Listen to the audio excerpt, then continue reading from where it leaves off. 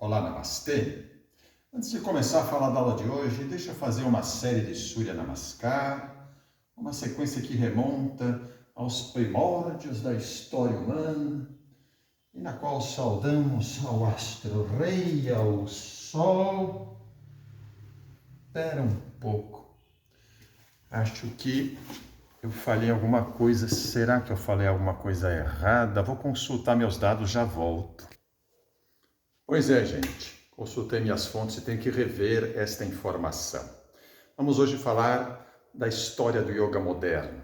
Então, correntes, movimentos dentro do yoga que se desenvolveram desde o finalzinho do século XIX e durante boa parte do século XX, até chegar praticamente aqui no nosso século XXI.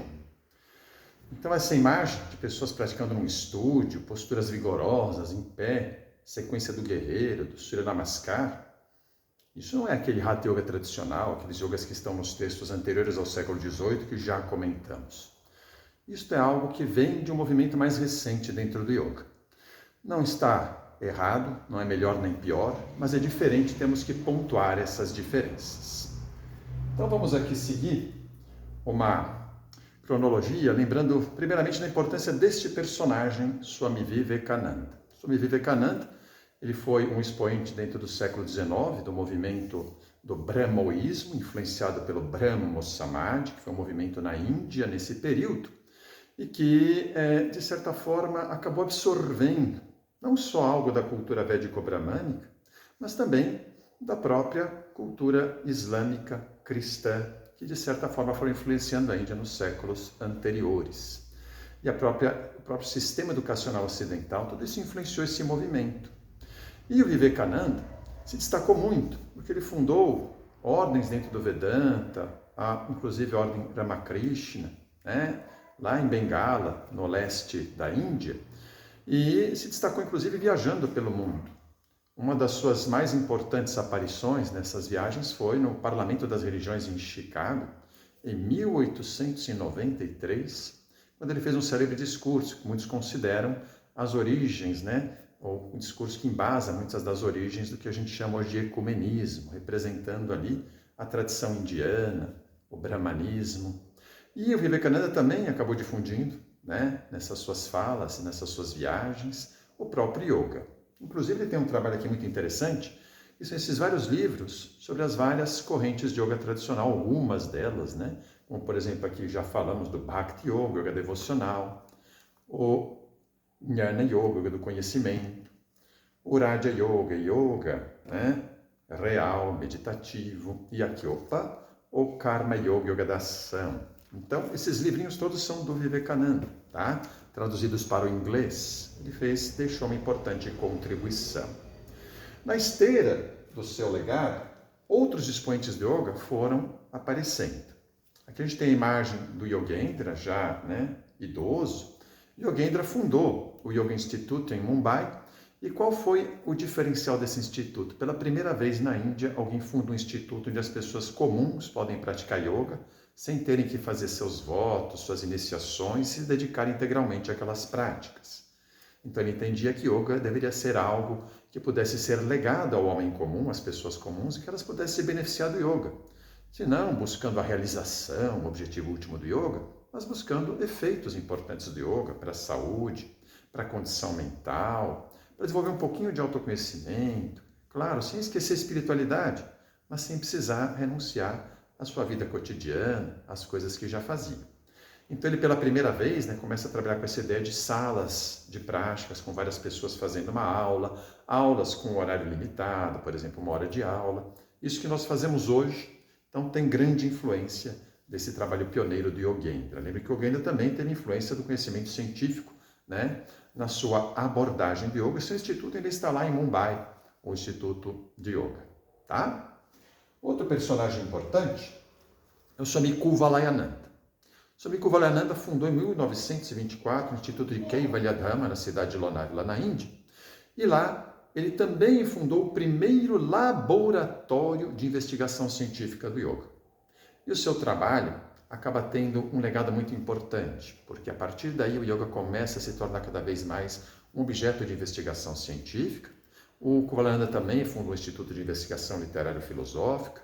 E até hoje, Kaivalyanadana é um dos lugares mais profícuos na produção de conhecimento sobre yoga, na preservação desse conhecimento e na formação de pessoas que querem trabalhar com yoga, como professores e professoras, como yogaterapeutas e dentro também de outras áreas que atuam paralelamente ao yoga.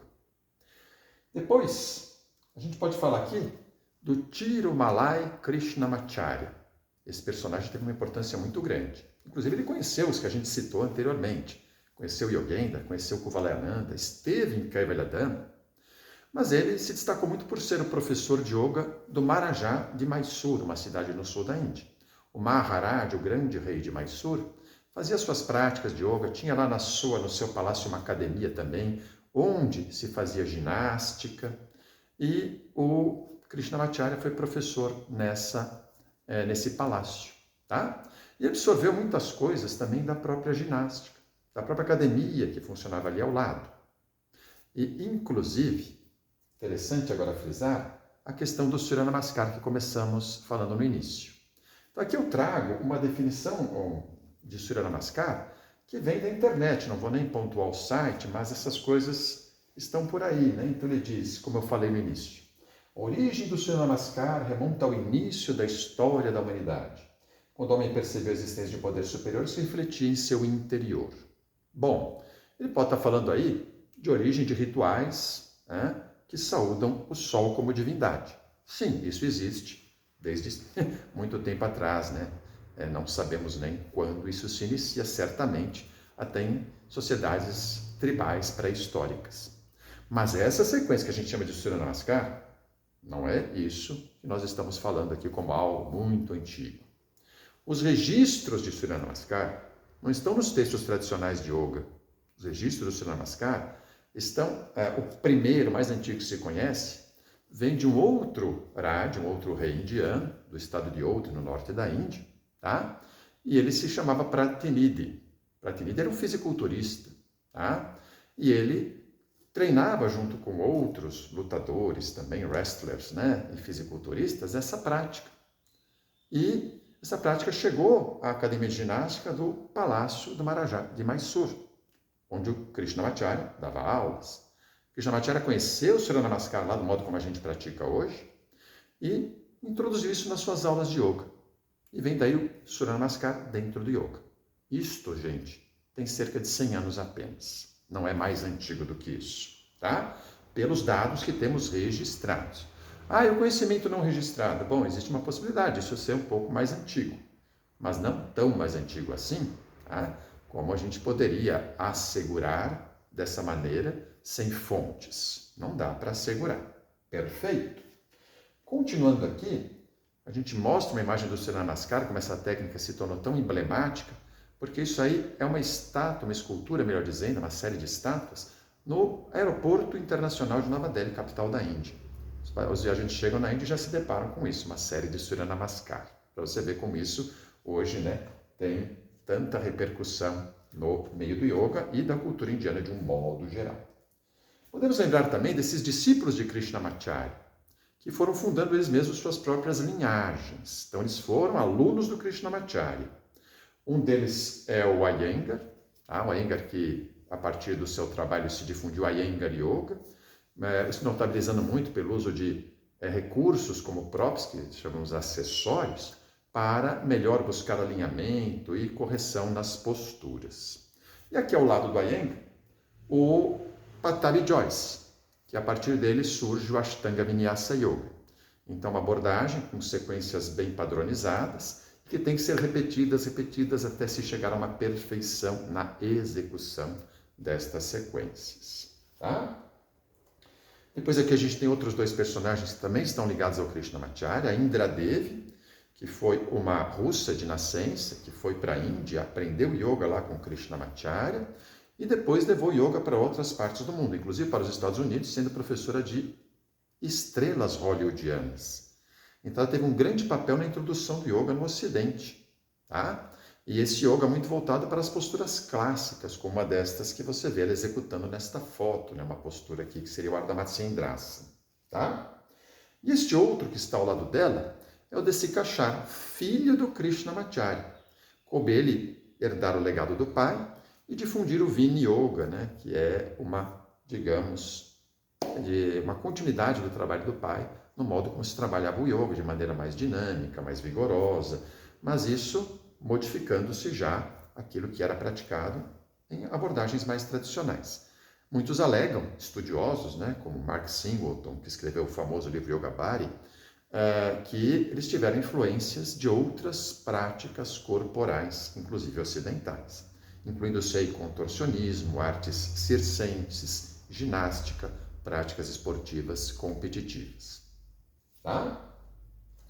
Bem, outros personagens importantes, dos quais eu gostaria de falar, mas nós não temos tempo, são o Shivananda, que difundiu a linha que hoje se chama Shivananda Yoga, o Sri Aurobindo, que difundiu o Yoga integral, o Yogananda, né? Agora a gente chega talvez nos mais pops, né? O Yogananda, que escreveu o livro talvez mais lido sobre yoga no século XX, a autobiografia de um yogi, tá? Difundiu Kriya Yoga, e o Maharishi Mahesh Yogi, que difundiu a meditação transcendental, uma prática de yoga mais puramente meditativa, e chegou a ser guru até mesmo dos Beatles. Né?